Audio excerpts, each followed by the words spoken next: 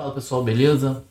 Voltando aqui com mais dessas séries que vocês gostam de fazer as análises quantitativas. Hoje eu quero utilizar novamente o ChatGPT para fazer essas análises, tá? E qual que é o objetivo hoje, tá? Bom, a gente acabou de vir, eu estou gravando esse vídeo dia 1º de dezembro de 2023. A gente acabou de vir de um mês muito forte na bolsa, né? Se a gente ver aqui, ó, o mês de 2023 foi uma alta de 12,54%, beleza? Uma alta bem grande, bem significativa na bolsa. E a questão que fica é, beleza, tá esticado, não tá esticado, dá para subir mais, não dá, né? A gente sabe que tradicionalmente no final de ano é uma época compradora da bolsa brasileira, né? Já fez análise sazonal nesse sentido, mas agora a gente quer ter uma abordagem quantitativa. Tá? O que acontece com a bolsa na média quando a gente tem uma alta tão grande assim? É isso que eu quero investigar hoje. Tá? E com isso vamos aproveitar para usar o ChatGPT, a API dele, né? E tentar entender, usando o ChatGPT, se a gente consegue ter alguma métrica relevante para saber se vale a pena a gente apostar na sequência da alta ou se vale a pena ser um pouco mais conservador, considerando que isso aqui, né, é uma barra extremamente, né, começou na mínima e foi para máxima, uma barra de extrema força do Ibovespa em novembro, beleza? Bom, então vamos lá, como que a gente vai fazer essa análise hoje? Eu venho aqui nesse site que eu já mostrei para vocês, chamado Stook, né, e aqui eu consigo baixar os valores mensais, né, os candles mensais, digamos assim, desde uma data arbitrária. Vou colocar aqui 2003, que a gente tem um pouco mais de 20 anos de dado, beleza? Vocês verem que está certinho, 12,54. Então eu consigo baixar isso aqui como um CSV.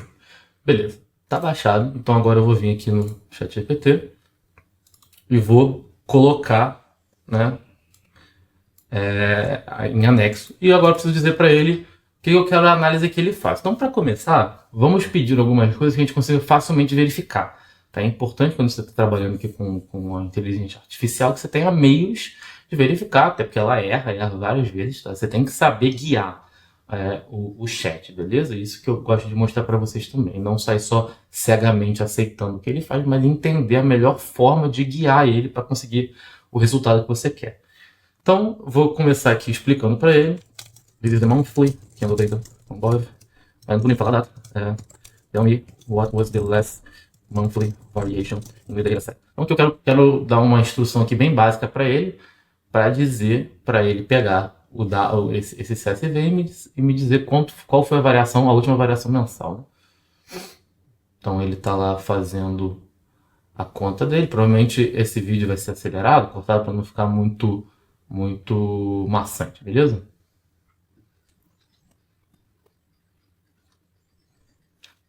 E aqui, ó, ele já retornou 12,53. E aqui o 12,54. Tem que ver que ele cometeu um erro aqui, tá, pessoal? Ele está dizendo que ele está calculando, né, a variação considerando a abertura. Tá? Você vê aqui que ele está considerando a abertura do candle. Aí se você olhar aqui, ó, ele faz uma conta que não é a que a gente quer. Por acaso, no Pandas, a gente tem o PCT Change. Então, aqui você já vê uma importância de você estar de olho aqui no que o ChatGPT faz, beleza? Por acaso deu parecido, porque a abertura, né, foi próxima ali, né? Não teve gap.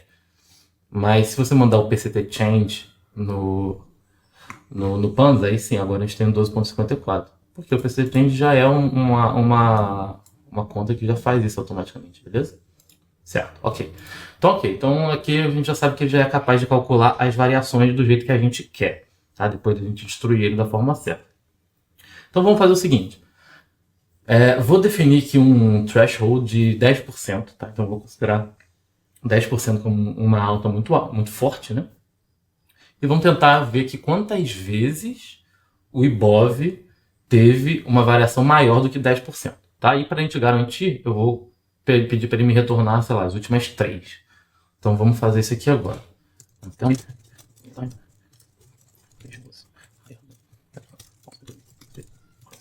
beleza.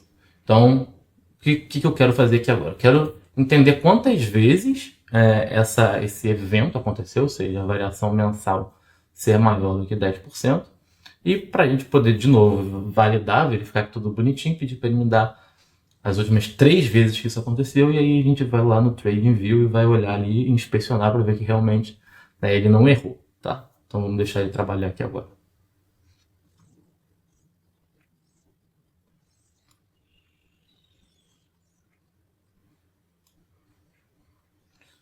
Você vê que ele está usando aqui o Monthly Variation, ele está usando o valor, né, normal. Vamos ver como que ele calcula esse Monthly Variation. Ah, ele já tá pegando multiplicando por 100, então ok, então isso aqui vai funcionar. Beleza. Olha, ele tá meio lento aqui, mas já deu para ver que as últimas vezes que isso aconteceu foi, né, agora, em novembro. Em novembro de 2020, inclusive, eu tinha já falado isso pro pessoal da newsletter do Quant Brasil, né? Que em novembro de 2020, né, a gente já tinha sido a última vez com uma variação tão alta. E em abril de 2020 também, foram as últimas 3 vezes. Então vamos lá dar uma conferida. Aqui a gente teve. É esse aqui mesmo, né? Tá aqui, ó. 15,9%. Depois foi 9,30%, não foi. E cadê abril de 2020? Aqui, ó. 10,25%. Aqui 8, 8, 8, né? Não foram também.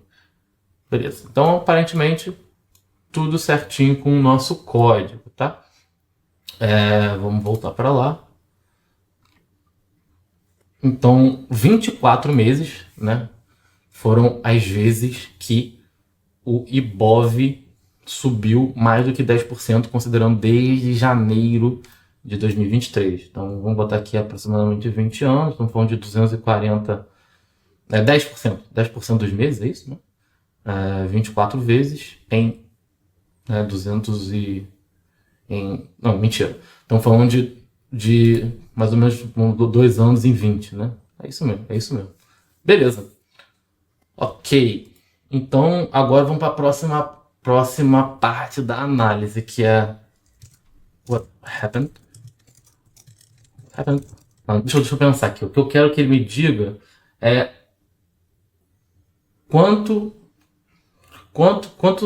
meses. Vamos começar assim o seguinte: quantos meses após essas altas de 10%, né, foram positivos e quantos meses foram negativos? Então vamos lá. Let's see the following. For each of the months with higher variation, how many of them were positive and how many were negative? Certo? Então aqui já no olhômetro, a gente já vai ver então que vão ter que ser 23 instâncias, né? Porque são 24 e a última foi mês passado, então a gente não tem esse candle aqui ainda. Então, qualquer que seja o número que ele dá, tem que ser 23, tem que somar 23, né? Se a gente olhar aqui o último aqui, né? Em novembro de 2020, o seguinte foi positivo. E se a gente olhar aqui em abril também, o seguinte também foi positivo. Então, das últimas 3 vezes, né? A última foi agora e as últimas 2 foram positivas. Então, vamos ver se isso se mantém.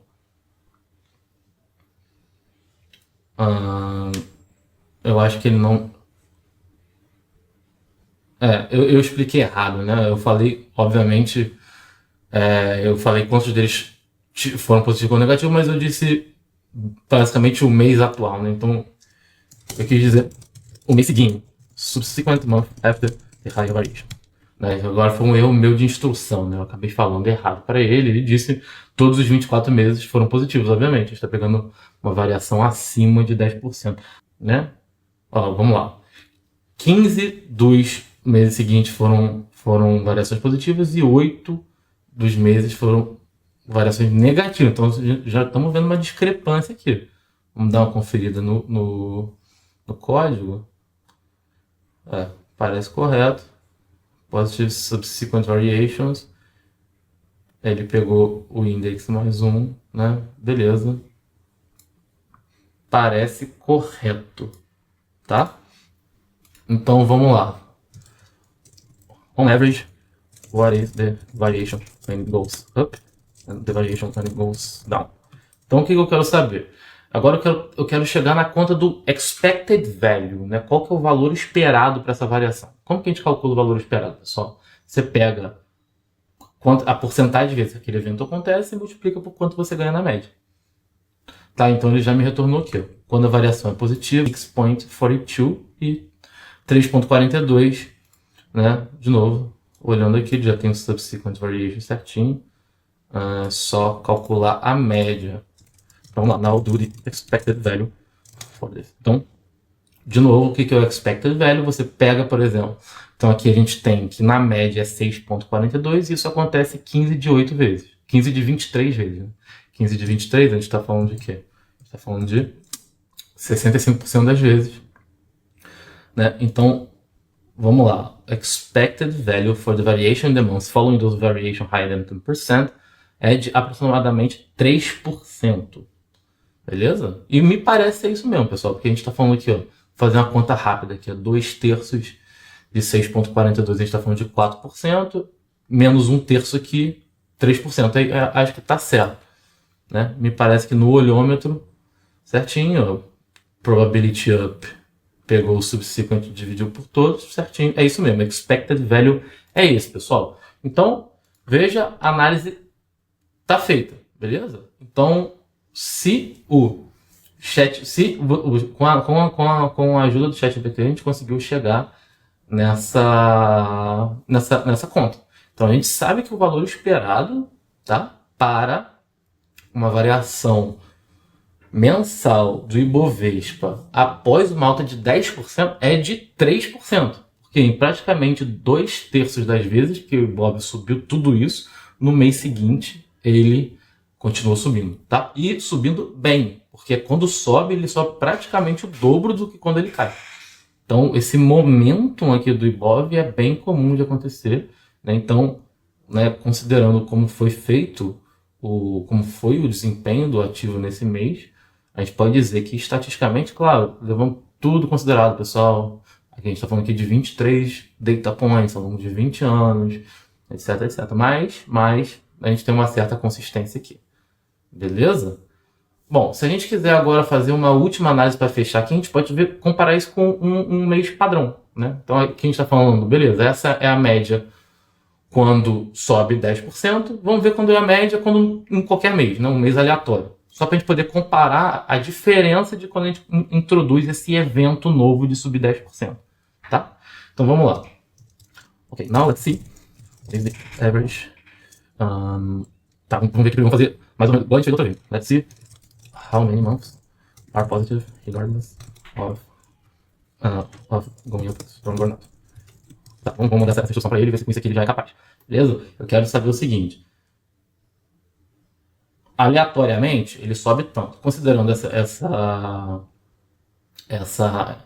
essa restrição de subir 10%, a gente já viu o que acontece. Agora vamos ver, né, em todo o resto. Beleza. Out of the entire data set, there are 146 months where the Ibov experienced a positive variation. And how many with negative variation? Então vamos, só pra gente ter esse número aqui certinho, mas vamos já olhar o que ele fez aqui. É isso, né? Não tem muito mistério. Pegou aqui quanto a variação foi maior que zero e shape zero, que é o valor das linhas, né? Quantas linhas? O zero seria as linhas e o 1 seria as colunas. Então, estamos falando aqui de 104 com 146, é isso aí mesmo, 250 meses, né? Que é mais ou menos o que a gente tem ali mesmo. Show, então tá certo. Então a gente vê aqui, ó, que de fato, ó, a gente tem 146 meses de 250, né? Então, de 250, 146 foram positivos. Então, 146 dividido por 250. Então, mais ou menos, 58% dos meses são positivos. Veja que a gente já viu ali que estava em 65. Né? Então, já tem um evento que aumentou a chance do mês ser positivo só daí. Tá? Então, agora vamos calcular na média. And on average, how much is the variation when the month is positive? And what is the variation when the month is negative? Então agora a gente vai repetir a análise. Então a gente quer ver quanto que ele sobe na média dessas 146 vezes, quanto que dá mais ou menos na média, e dessas 104 vezes quanto que dá mais ou menos na média. Então ó, veja como que já é bem mais próximo, ó, 5,51 e 4,83. Ainda assim sobe mais do que cai, né? A gente sabe que a bolsa sobe, vai para cima no longo prazo, sobe mais do que cai, mas com uma discrepância bem menor, beleza? 6,42, 3,42 e que 5,51, 4,83. E agora vamos calcular o EV. Enquanto ele vai calculando o EV, vamos conferir aqui. Pegou o Monthly Variation e fez a média, beleza. Quando é maior que zero, quando é menor que zero. Não tem nada de errado aqui. E Expected Value for the Variation, considering all months, é de 1,21. Então esse é o valor esperado padrão do IBOV, considerando as variações mensais. Tá? Então basicamente o que a gente está falando aqui é pesando, né, ó, ele pegou o total, positivo e negativo, e multiplicou aqui, né, para chegar nessa conta. A gente pode fazer isso aqui se a gente quiser, ó, a gente tem 5,51. Então lembra, eram 146 dividido por 250 vezes 5,51. Então de positivo dá 3,21%. E se a gente quiser agora fazer o negativo, então foram 104 dividido por 250 vezes 4,83. Então, isso aí, se a gente dividir, diminuir um do outro, tá dando aí esse 1,2 certinho. Beleza? Então, pessoal, resumo da ópera aqui. Quando o IBOV sobe mais do que 10% no mês, a gente tem uma expectativa positiva para que ele suba no seguinte. Mas só isso em si não era tão né, inédito, porque a gente está vendo aqui agora que o IBOV para um mês qualquer tem uma expectativa de alta de 1,2%. Só que o que acontece? Quando há uma alta de 3%, mais do que 10% no mês, essa expectativa vai de 1,2% para 3%. Beleza, pessoal?